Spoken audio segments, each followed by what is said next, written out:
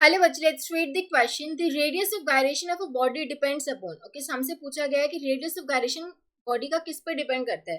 सबसे पहले radius of gyration का हम एक बार मैथमेटिकल फॉर्मूला देख लेते हैं। देखो, मान लो हमारे पास ये कोई बॉडी है, ठीक है, ये हमारी एक्सिस होगी, एक्सिस ऑफ रोटेशन।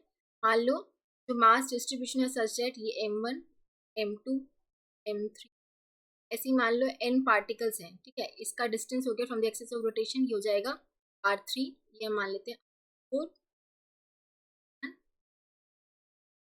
ऐसे ही n नंबर ऑफ पार्टिकल्स। तो रेडियस ऑफ गायरेशन का जो फॉर्मूला होता है k equals to square root of r1 square plus r2 square plus r3 square plus r4 square up to मान लो n पार्टिकल्स हैं तो rn square divide by n number of particles, ठीक है।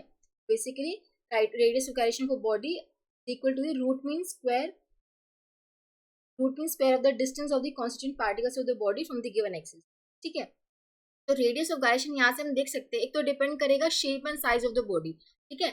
डिफरेंट बॉडी की different shapes होंगे तो radius of gyration के लिए डिफरेंट होता है। वो मास डिस्ट्रीब्यूशन पे भी डिपेंड करता है। देखो, मास डिस्ट्रीब्यूशन इस तरीके से हो रहा है तो एक्सिस ऑफ रोटेशन से उनका कितना डिस्टेंस है ना।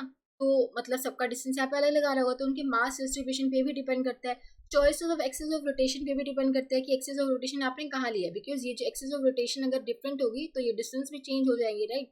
तो choice of axis of rotation पे भी डिपेंड करता है। सो हम बोल सकते हैं जो value of radius of gyration है depends on the shape and size of the body, position and the configuration of the axis of rotation, also on the distribution of the mass of the body with respect to axis of rotation, ठीक है। तो तीनों पे depend कर रहा है ये, ठीक है। सो हम बोल सकते हैं option D would be the correct choice, all of the above. I hope आप सबको समझ आया होगा। Thank you so much.